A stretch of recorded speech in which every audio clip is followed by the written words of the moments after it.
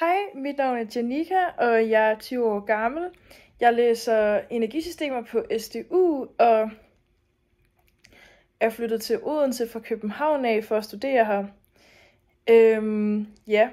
Jeg søger den her stilling, fordi at jeg elsker at komme ud og inspirere folk. Jeg elsker at komme ud og motivere.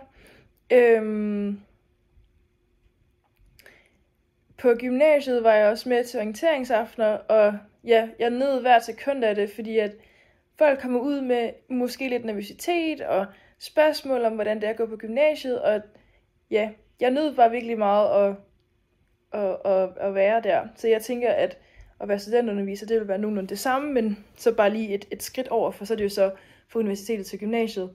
Men jeg elsker bare at komme ud og fortælle og snakke om skole, og hvordan det er at gå på uni. Elsker også at vejlede mine venner, som er på sabbatår, når de kommer og spørger, hvordan er det lige, og sådan så videre, så videre. Det er svært, og du ved, og så bare give et ærligt svar, som de så tager til sig, og ligesom kan tænke over videre, hvad de så gerne vil vælge og læse.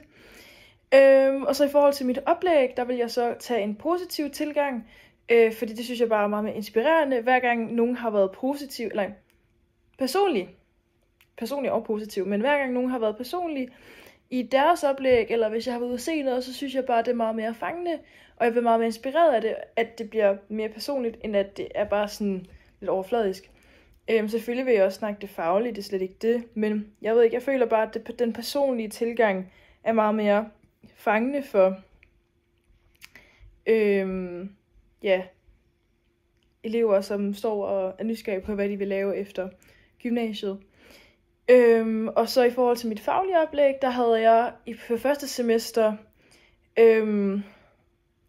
der havde jeg om Parisaftalen og CO2-afgifter og CO2-afgifter og CO2-udledninger og energiforbrug, og det var bare sygt komplekst, og der var så mange vinkler, man kunne vælge, så der ser jeg bare rigtig god mulighed for at kunne tilpasse det oplæg til de forskellige gymnasieuddannelser, for ligesom at fange det gymnasium. Så det var min video.